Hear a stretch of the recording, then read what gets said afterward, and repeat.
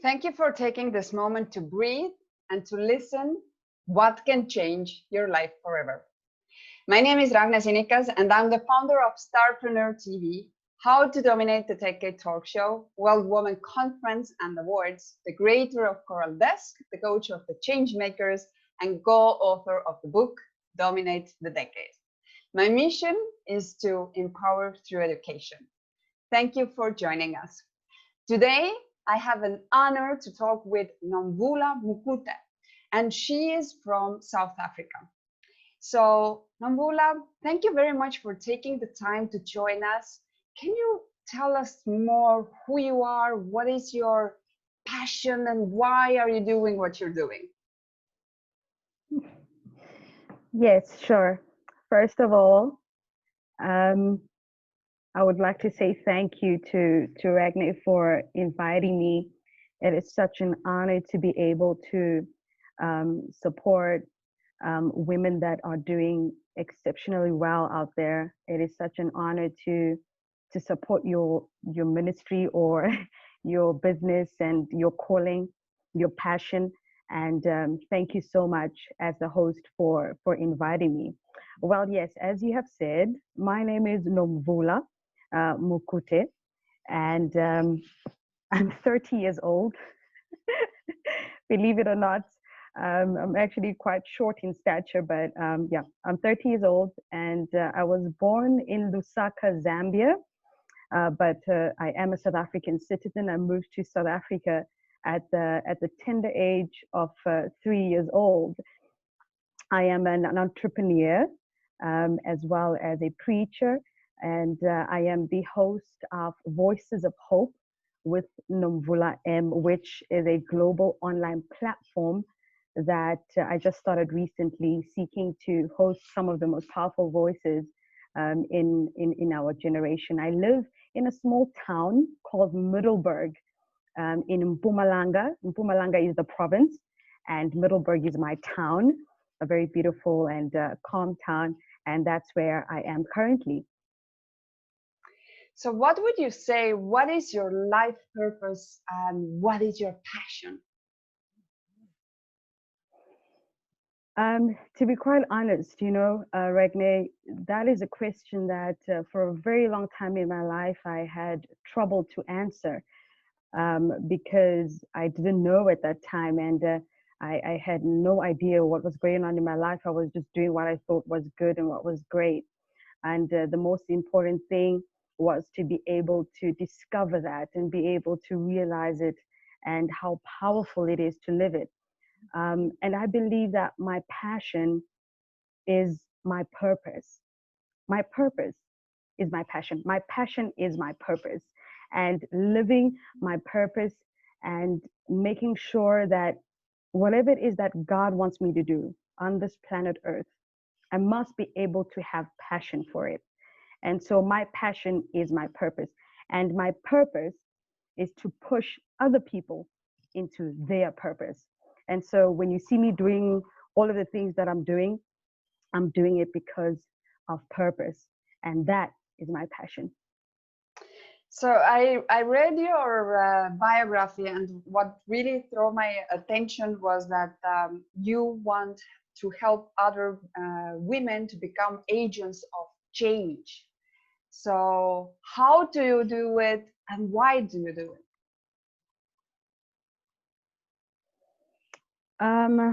I do what I do, Regne. Honestly, I believe that I'm one of the people that strongly believes that the world owes me nothing. The world owes me nothing. I am the one that owes the world everything. And I always say that the world is not looking for you, but it is looking for what is inside of you. The world is looking for what is hidden inside of you. And I really started realizing that because who we are, our flesh disappears, our flesh dies, it goes into the grave. We all know that. But what is inside of you can actually live for decades on end. It can live from one decade to another. It can live forever. And so what is important for me is that I do what I do. When you see me doing what I do, that is me manifesting. And what I mean by manifesting, that is me taking out what is hidden inside of me and bringing out into the world. And I do this, I'm being very honest. I do this because I realize that, well, I don't have time to waste.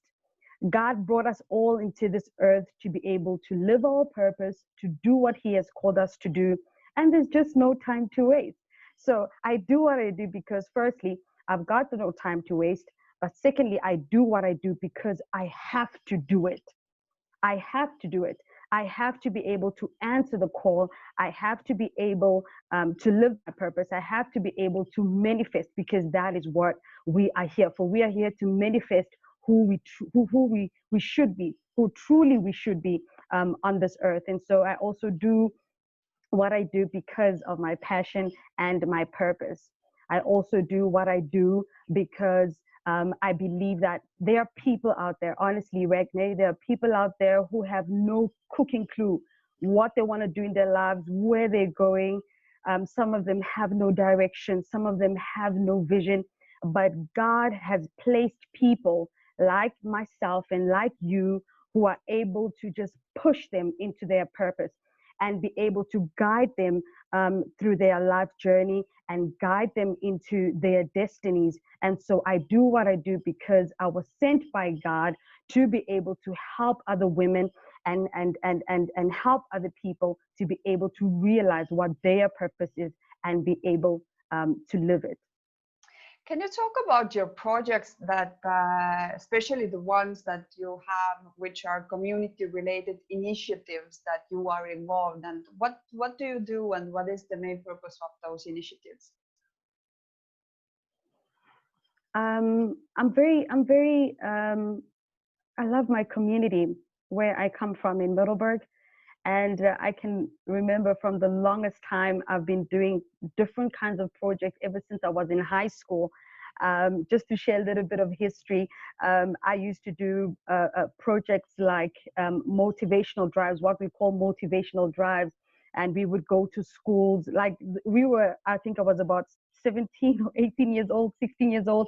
We started doing these motivational drives where we go around and we motivate students. We'd literally drive from one school to another, from one high school to another. They would call us out to come and pray, to come and motivate, to come and speak to the students and help them out and so on and so forth. So I've been doing that. I did that for so many years.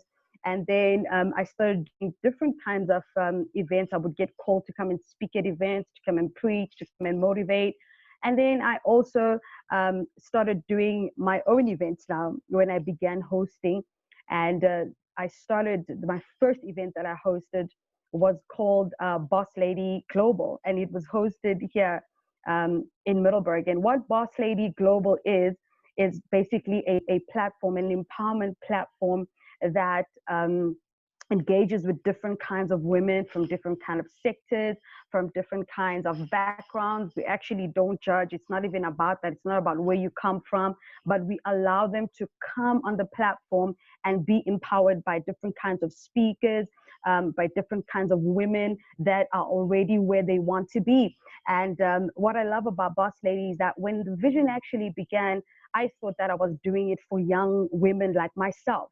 So I would invite young women, and then all of a sudden, when the event starts or when the event is closer, you find people that are married, women that are CEOs, women that are in corporate, women that are entrepreneurs, powerful women coming to the events and just wanting to learn.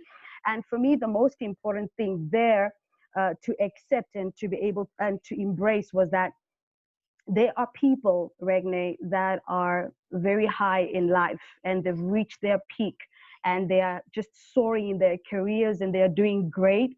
And then there are people that are in the middle. And then there's obviously those that are in the lower levels. And for me, the most important thing was, how do we collaborate? For example, I'm going to make a very simple example. How do we collaborate a very rich woman or very influential woman, let me rather say, and someone that is just at the bottom, just living their life, probably just, you know, doing their daily job, and they just have that kind of a career. And so I wanted to find out, what is it that the women that are at the top, what is it that they need that maybe a woman at the bottom might have, and what is it that the woman at the bottom might need that the woman at the top has. And then I started to realize that for us to come together as women, let's come and teach each other. If you are at the top, how do I, as a woman who's in the middle or at the bottom, how do I get to your level? How do I upskill myself? How do I reskill myself? How do I climb that ladder and get to the top? But then I also realized that the women are at the top, they've got their own issues, they have their own challenges, they have their own experiences, they have their own maybe sad times and moments in their lives where they need motivation. And sometimes you may find that a woman who's at the top and another one who's at the top, they might not be able to motivate each other because they might be going through the same things. And so what I decided was that we are going to call also women from all sorts of sectors and different phases of life and come together and motivate each other. So the one teaches the other and the other one draws from the other. And that is how I was able to come up with the Boss Lady Global. And it's just been an amazing journey. I've been hosting that for 6 years and it has been growing ever since. Yeah. What would you say, what is the main drive for communities like this? Like, why would they really want to join? Say that again, Regne. What would be the real drive for the women to join you? Like, as you say, there's so many different level of knowledge, wealth, health, whatever it is. But what is the main drive which you see? Like, if you have you ever even asked them, like, why did you join me? Why do you want to belong to this community?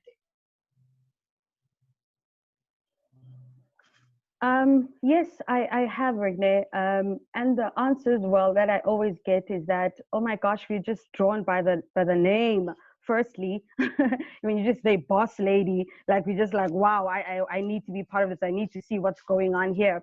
But most of the answers that I've actually received, even after our events, is that women out there, Regne, a lot of us wear our makeup, the makeup of our lives daily. And there isn't really platforms where we can be real with each other. We come to these events, which are great, empowerment events. We go, we drink tea, and we have cookies, and we take pictures, we take selfies, but there isn't many platforms that actually get to the core of a person's soul, to the core of a person's mind, you know. And I've said so many times, and that's why I'm saying that I'm not saying that, you know, some of these empowerment platforms are bad. We need them. We need them for us to grow. We need them for us to succeed. But the difference with Boss Lady is that we are able to get to, with our topics and the themes that we would have, we are able to get to the woman's soul to say, look, I understand that you're rich. I understand that you are wealthy or you're at the top of your career and you're an influential person, but who are you? And it is strange because many of them cannot even answer that question. So many of them have focused on their career, they focused on their calling, they focus on their jobs, making money, which is not bad. But when you begin to ask them, who are you? Can you tell us who you really are? What is it that really God, or what do you believe that you are here for? Many of them cannot answer that question, Regne. And so the feedback that I've had is that, wow, you know, in such a community, we are able to be, yes, you know, the great women, but we are also able to get into the soul of a person and be able to touch places that other platforms cannot do, because some of the platforms, it's strictly corporate. It's all about talk. It's all about corporate things and very formal. And we say goodbye to each other. We'll see you at the next one.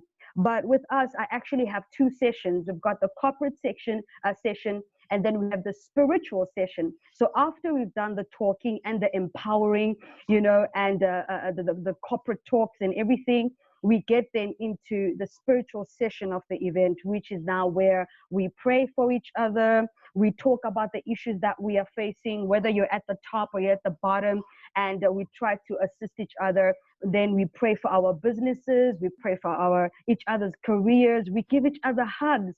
I remember there was one event that we had, Regne, where in our second session, we actually did something very powerful. We said, let each woman hug each other, just hold somebody. And one woman said to me, I came for this event for a hug.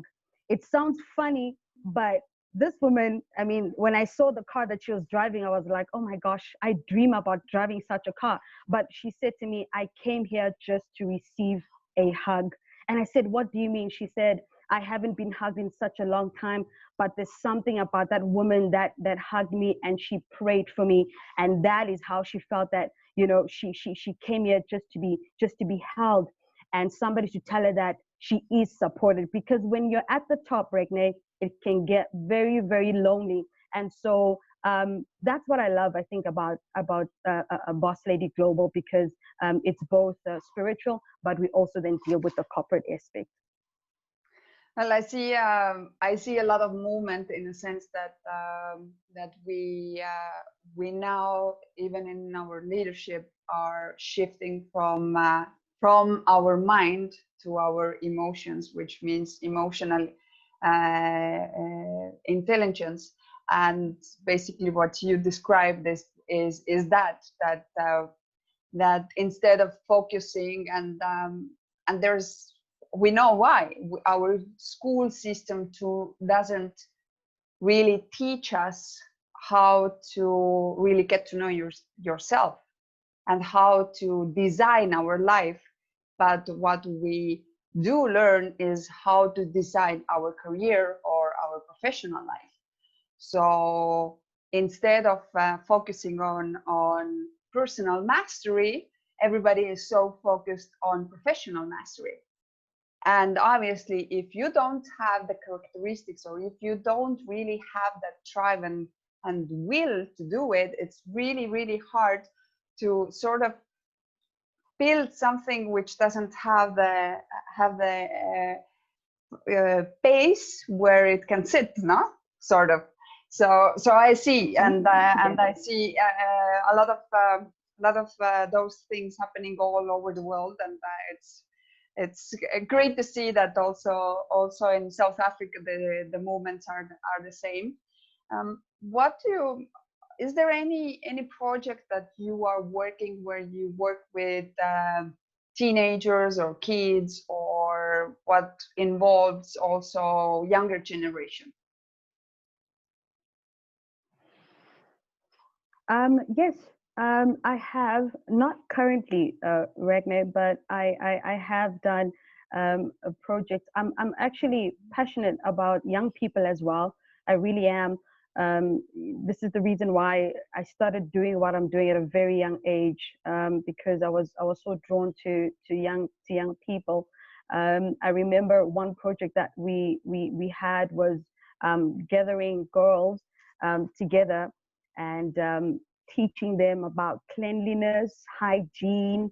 We're teaching them about career choices and all these kind of things. And it was I think it was so great, because some of these young girls that we used to, I mean, in my community, we're speaking specifically in my community, I see them today. I see them on social media, looking at what they've achieved and what they're doing, and it's so heartwarming to know that you have played a part, you have played a role in somebody's life and somebody growing. So yes, I have been involved in projects with younger people, but of course, as you grow, sometimes you add certain things to your vision, and and I started working then with young adults and women. But yes, girls are still, I really do believe, Regni, that girls still need to be empowered. I mean, from the high school phases, from school, we need to do these things. And I always tell people, sorry, my light just went off. I always tell people that let us not give up. Let us not give up, Regne, on our young people. I remember there was one lady that said something. I think I was in church or something, if I remember correctly, or I was in some event, and one old lady stood up and she began saying things like, oh, our young people are so messed up, these young people don't even have a future. Look at how they're doing drugs, and look at how they are in sexual impurity. Look at their lives, they are going nowhere, and so on and so forth. And that broke my heart. And I remember, this was a long time ago, but I remember saying to myself that I will never give up on young people because of these things that this woman was saying, which I believe were not true. But I felt in my heart that we should never give up on our young people, because if we give up on our young people, Regne, we are giving up on our younger selves. And that's what I believe. Because I've got a younger sister who's coming after me. And now I have a daughter. I only have one child right now. I've got a daughter who is coming up, after me. And I feel, it's my opinion, that if I give up on the young people in my community, I'm actually giving up on my younger sister. I'm giving up on my daughter. I'm giving up on the other young girls that are looking up to us. And so I think that more and more initiatives should be done, and they should continue. They should never, ever stop, because I do believe that if we give up on our generation, we're actually giving up on the next generation. What do you see during the times like we are currently? Everybody are just having to do everything totally different. So what do you see in your community, and what you do differently as an entrepreneur? How much has everything which is going on really affected your life, and what do you see in your community? Oh my gosh. This disruptor, as we call it, this break that we've had. I was actually saying on one of my lives last week that I'm probably one of the people in my communities who has been harshly affected by the pandemic and by this change. And I had to change everything in the business that I have. I literally had to make a decisive decision right there and then when the announcement was made that everything is shutting down, there's going to be a lockdown, businesses cannot continue running. I literally, for the first 3 days, I think I got a little bit depressed or a little bit stressed. And I had to make a decisive decision to change my business into something else. But I was so afraid. I really was, because the first thing, just like everybody else, I thought to myself, oh my gosh, what's going to happen to me now? What's going to happen to the business? What's going to happen? How am I going to be able to help people the way I've been helping people, and so on and so forth. But I needed to have a positive mindset. I really do think that people have been affected. Of course, it's evident, globally, it's evident. People have been affected. Entrepreneurs have been affected. Local businesses have been affected. I also do feel for young people, those that were going to school, those who are going to college. You get so excited when school is going on and your life is just continuing. You feel great that I'm going to finish school. Then all of a sudden it just stops, and you can no longer go to school. But I think for me, the most the most important question that I asked myself, Regne, was, okay, what now? What now? Now that the business is stopped, now that as an entrepreneur, like everything is just shut, I cannot continue doing what I was doing. What now? and I needed to answer that question very quickly. And so I did just that, and I sat with myself, I prayed, and I needed some ideas. I needed to talk to my parents. I needed advice from other people that are in the same industry as I am. And I think that was a good decision. That was a good move, because usually when we panic, we cannot think straight. And when we panic, we lose faith. When we panic, we lose focus. And so we start thinking about the actual situation, whereas our minds should be then transformed in that moment, and asking myself, what can I learn from this and what can I get out of it? And so I did just that, ask for advice, talk to a few people, talk to a number of people. But at the end of the day, a decision had to be made.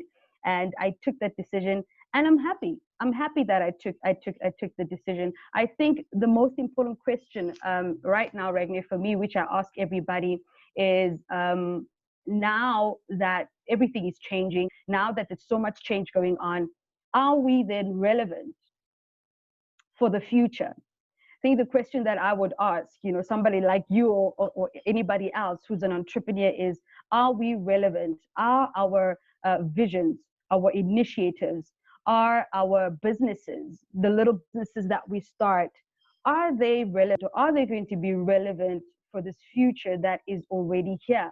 Because the change is already here. I mean, we're not waiting for something to change. The change is already here. It lives with us every single day. And the question is, I also ask myself this question as well, that whatever it is that I'm doing, is it now relevant for the future? You know how it is. Everybody's talking AI, everybody's talking robotics, everybody's talking technology, and so on and so forth. So I sit with myself sometimes and ask myself, oh my gosh, is my business or my idea or my vision, is it relevant? Is it going to work for where we are going? And those are some of the questions that I ask myself, and I ask many others as well. What has been the one life-changing book that you have read and you have thought that, oh my God, that just changed my life?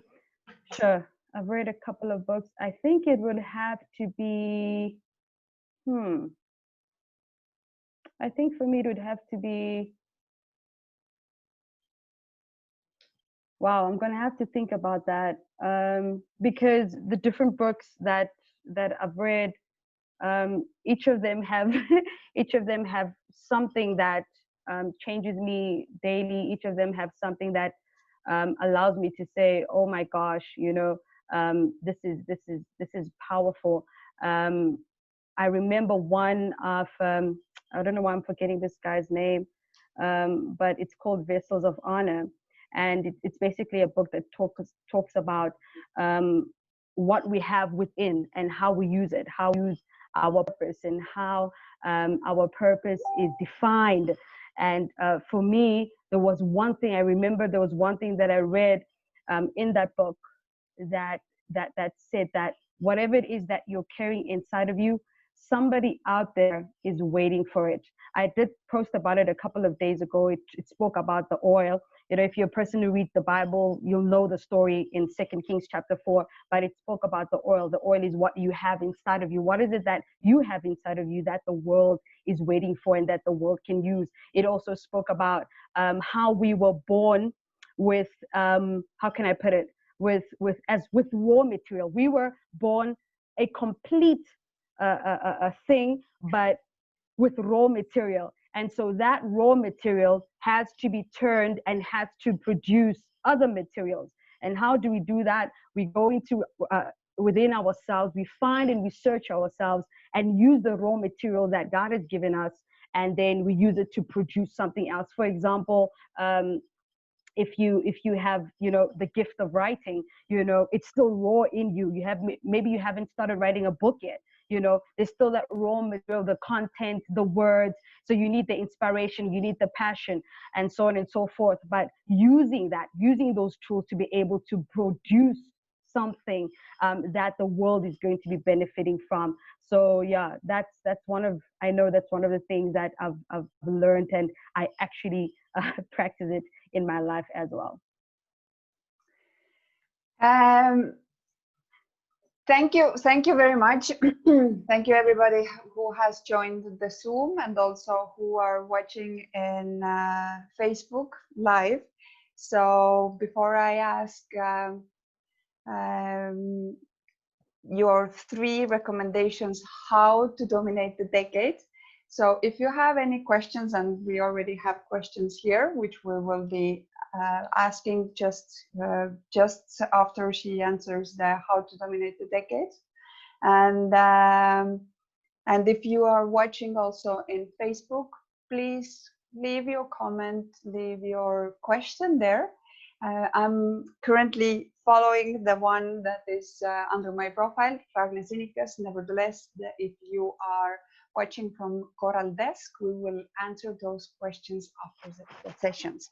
So, Nomvula, what would be your 3 recommendations how to dominate the decade? Yeah, sure. So firstly, I believe that, Regne, you have to, number one, know your power. You have to know your power that you possess and take it with you into your decade. Your power can be your vision, your gift, your calling, your skill, etc.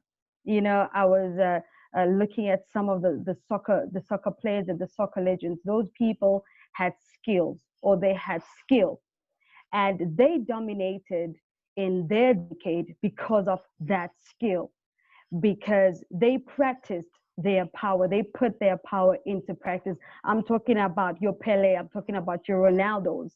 You know, I'm talking about your Bebetos. Those people that we would watch soccer and we'd be like, "Oh my gosh, that guy is so skilled and so talented." And I realized that those people, how did they dominate their decade? They used their skill. They used the power that they had inside of them, and they brought it into their decade.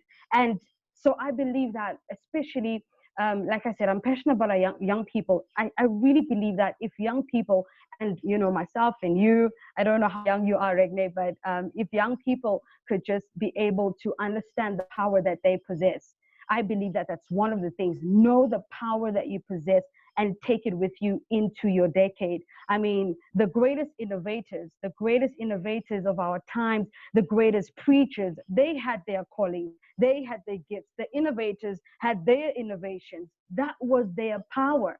So they took that power, they manifested, and they dominated their decades. And I believe that truly, if you can grasp that power that is inside of you, whatever it is, you know, I'm not going to be judging people's religions and so on, but whatever it is that you believe that you have power and you can possess it, take that power and take it into your decade. Number 2, this is very important to me because I teach this. You have to manifest. And what does this mean? It is becoming what or who you truly are. Becoming what and who you truly are. You will never, and I wrote this down here, I want you to write it as well to those that are listening. You will never ever truly dominate trying to be someone else. You will never ever be able to dominate trying to be someone else. I was saying this to young people. We look at the magazines, we look on social media, we look at Facebook, and you just have this dream like, oh my gosh, I want to be like her. I want to be like Regne. I want to be like Nomvula. No. Be yourself. Manifest who you are. You can't manifest Regne and think that you're going to dominate in whatever it is that you want to do. For those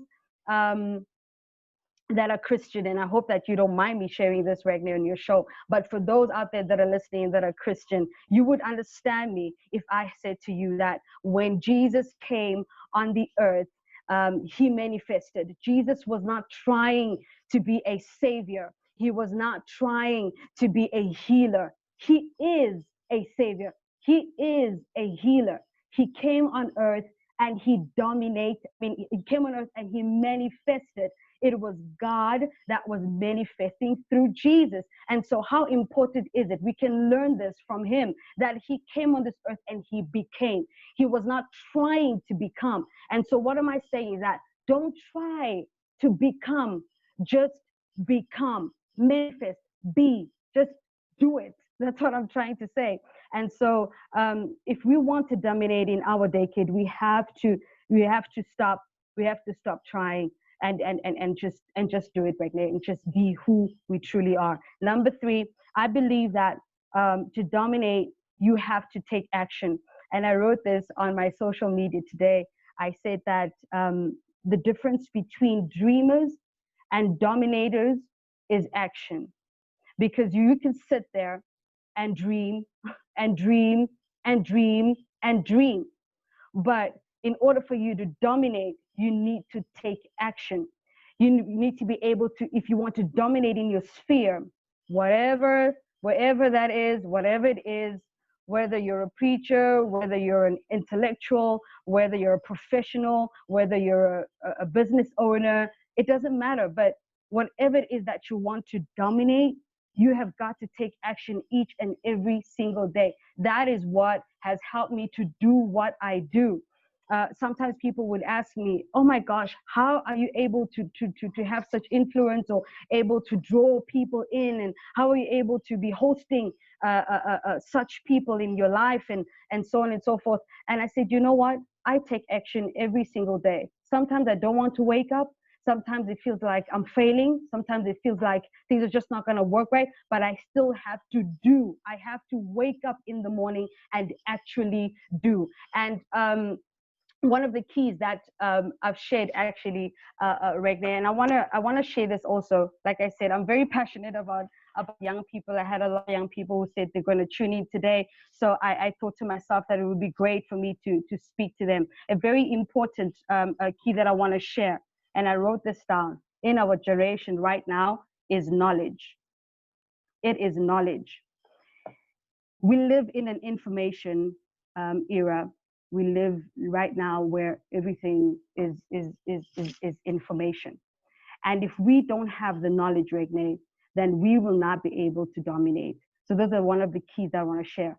If we do not learn, if we do not read, if we do not upskill ourselves and reskill ourselves, if we just are complacent about where we are and the jobs that we have and the businesses that we have, and we never want to grow, and we never want to get to the higher level and the higher dimension, then we will never be able to dominate. That is one of the keys. I'm saying to young people, guys, studying is good. Education is good. It will take you far, but go beyond that.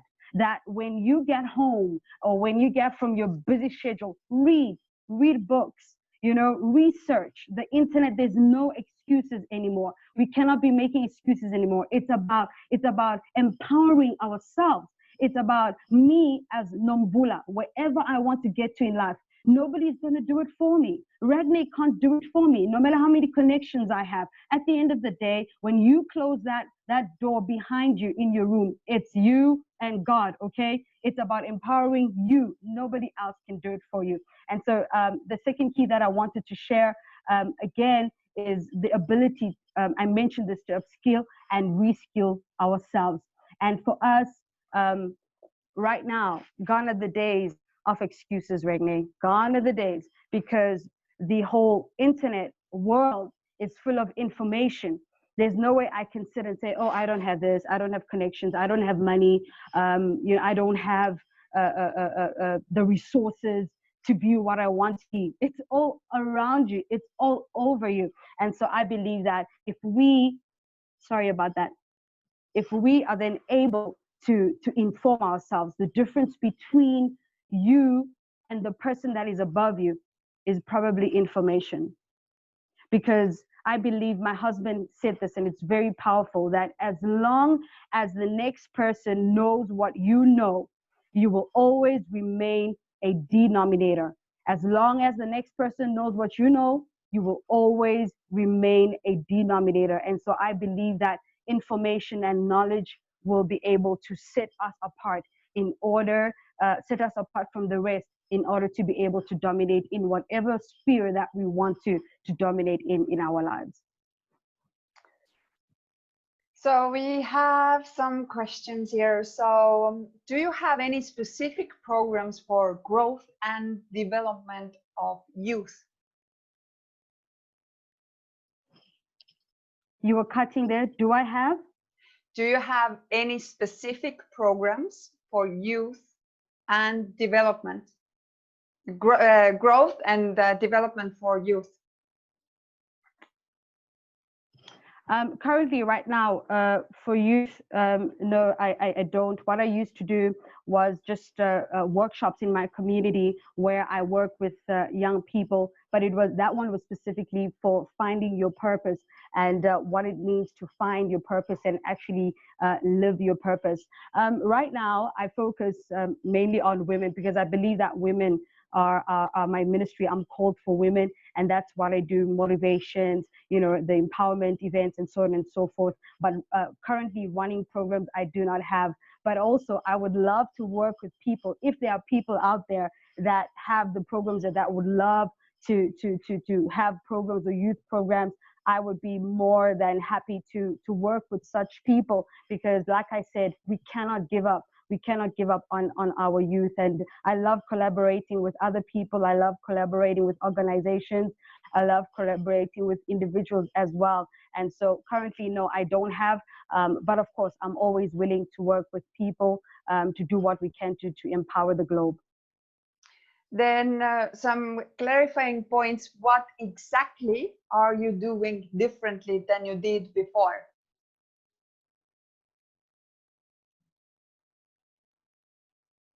Can you repeat that, Regne? Sorry, I'm losing you here. Okay. What are you doing differently today as an entrepreneur that you did before?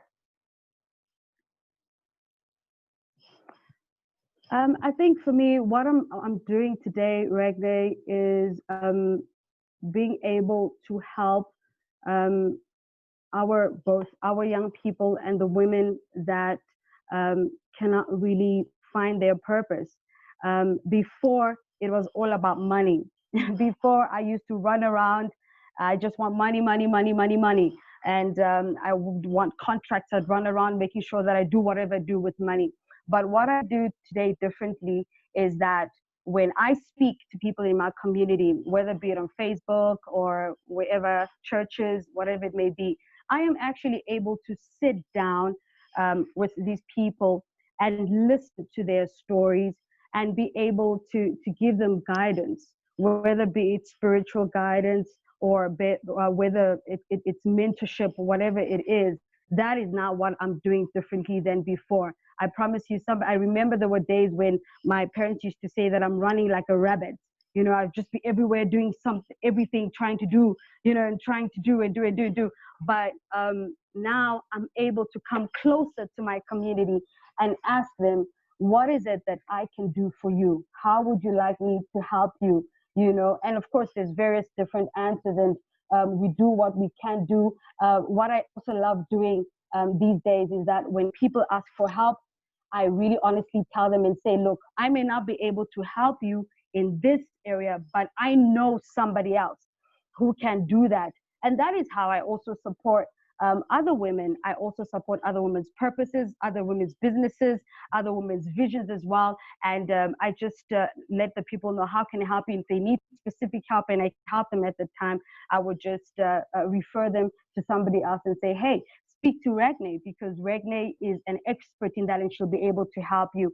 And that for me is something different, because I never used to do that. I always used to try to find the answers myself because I thought I know everything. But now to be able to work with other women, I'm able to help more people.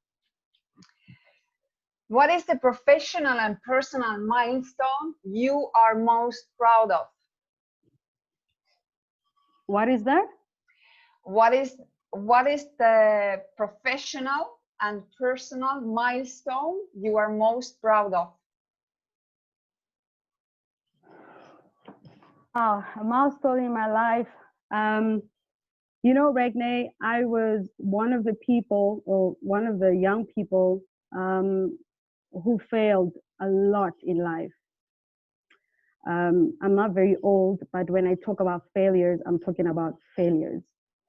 And failure, I remember for the longest time, has been something that chased me and it tormented me. And I was not able to do certain things in my life because of the fear of failure. And the reason why I'm starting with failure before I answer your question is so that you can then understand my answer. I remember in high school, I was that kind of girl that was everywhere. I was doing the speeches, I was in leadership. Whenever there's something at school, I'm part of it, acting, whatever it is, would be in leadership in high school and even in varsity as well. I was like the chairperson of the whole class and everything. And I then, I remember in high school, then I failed. I failed my last year. And I failed my last year 3 times, believe it or not, 3 times. I failed what we call in South Africa matric, your matric. So I failed that 3 times. And I remember failure started following me over and over again. I started, getting depressed, getting suicidal as well, believe it or not. That spirit and that followed me for so many years. There's certain things that I could not do. But when I started living my purpose, I started hosting these events that other people who were older than me, your bishops and your preachers and great influential people could not do in the community. I was able to do it. And so I remember those days because I was looking at myself in the mirror and said, oh my gosh, look how young you are. But look at the things that you are doing. People would come to me and say, where do you get that? Where do you get that authority? Where do you get that anointing? They call it, others call it, where do you get that thing in your life that you're able to do these things that other people cannot do? And I started realizing that, oh my gosh, when I took off those glasses of failure, when I took out failure out of my mind in that way, because it was tormenting me, I started being able to do things. So for me, a milestone was being able to host the Middleburg Mega Youth Revival, which was a revival for young people, a spiritual revival for young people. I hosted that for a good 5 years, hosting over 700 young people. That hall or that place or venue that we always in would be packed. I mean, from Monday to Friday, it would be a 5-day conference, or rather a 5-day revival. And from day 1 to day 5 or 6, it would be packed. And I was the visionary of that. And so after 5 years, I sat there and I said, you did that? You really did that at this young age? You really did that. So for me, that has been one of my milestones, being able to overcome my fear and being able to do such great things that other people, even in my family, could not do. So that for me, when I look back now, I still get, some chills on me, because I remember those years. They would say, you're not even a pastor. You're not even ordained, but how are you having these conferences every single year and they become so successful? And I wouldn't even have an answer. I would just look and say, wow, what a milestone. So yeah, that is one of the things that has really encouraged me in my life. So the last question would be, do you motivate or inspire people? And what is the difference, if any?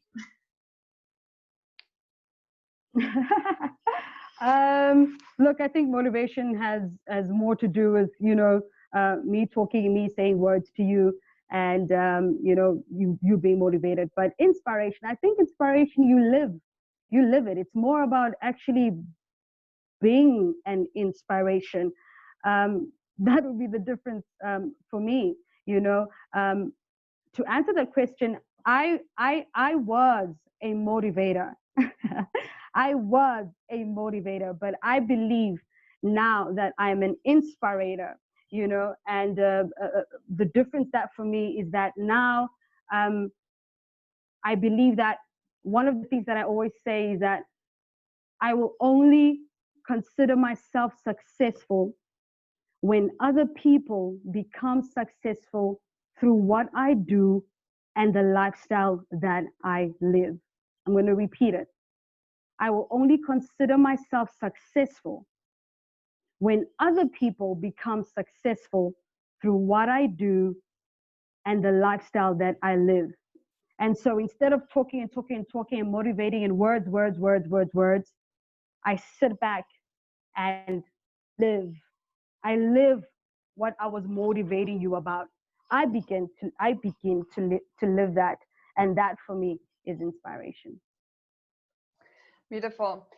So if someone wants to follow you, if someone wants to contact you, how they can do so? I'm on social media. They can go to my social media. I am Nomvula Sunshine Mukute on Facebook. I'm on Instagram, Nomvula Mukute. I am on LinkedIn, Nomvula Mukute. And yeah, they can. I'm very active on social media. I love being active with people. I know sometimes it gets hectic and you can't answer people, whatever, but I'm quite active on social media, so they can contact me. And then they can also contact me on my direct line. Okay, of course, for international people, it might be difficult, but my number in South Africa is 073 862 4899. That's 073 862 4899. Beautiful. So thank you everybody who took the time to join us. I hope you made some good notes. I hope you made some notes that you can take action on. Nomvula, what would be the last message that you would like to leave the audience with? Sure. I would say that, guys, now that, we've had this pandemic and we've had all these changes that have happened and the change that is still coming, I would say my last words that pack your bags according to where you're going and not where you are. Pack your bags according to where you are going and not according to where you are. What do I mean by that? I'm going to make an example as I close. That if I am in South Africa right now and it's cold, it's winter, and Ragne is in Mexico, and for example, it's boiling hot, up there, it's just hot. I am not going to be packing, and I decide that I'm going to Mexico, whether to visit or whatever, but I'm going to Mexico. I am not going to pack my bags according to the South African weather. I'm not going to be packing winter clothes just because it's cold here, but I'm going to be packing my bags according to where I'm going. If Ragne says that in Mexico it's hot, bring your shorts, we're wearing shorts and we're wearing skinny t-shirts and whatever, we're going to the beach, I'm going to pack my beach clothes. I'm going to pack my shorts. I'm going to pack my t-shirts. And why am I saying that? It's the same in life. Begin to prepare yourself. Begin to pack yourself according to where you are going in life, not according to where you are. You can't prepare yourself because right now, well, you're broke and I need to just sit in this space. No, but where are you going in life? Prepare yourself according to where you are going in life. Beautiful. Thank you very much for all your recommendations, or your knowledge, or your time invested in this talk, and also taking time to talk with our communities. So, and especially for all the work that you do back in South Africa and also globally. I wish you a lot of blessings with inspiring people there and hopefully worldwide. So today, whoever you took the time and you invested the time in yourself by listening to this conversation, interview, whatever you call it, you did something incredible for yourself, because you invested time in yourself. And if you were very smart, then you were making some notes. If not, then go back to this video and hear it again.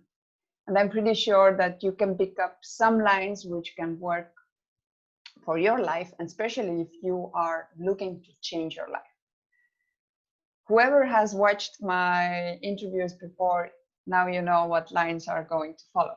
So if you want to be the hero in your life, then not just write down things, but take action on them. Implement within the next 48 hours. Change your life and become the hero of your life. But you can also become the hero of someone else's life. How? By clicking the share button of this video. Because we never know who might need this information, who might need this inspiration today, exactly today. So be the hero of your life and be the hero of someone else's life. I will see you tomorrow at the same time. Another powerful woman from London, UK is going to join us. So turn in and come and join us. And Nomvula, thank you very much. I know it's very late for you, and with all the things that you needed to do in order to get to this interview and have the correct Wi-Fi and have everything, I really appreciate you. I appreciate that you did everything that you needed to do in order to be here. So it's a huge investment of time and taking the risks to be there. So I really, truly appreciate you. And I'm pretty sure that we will hear about you very soon. So have an incredible evening there. And the rest of the world, which has still morning or afternoon, enjoy your day.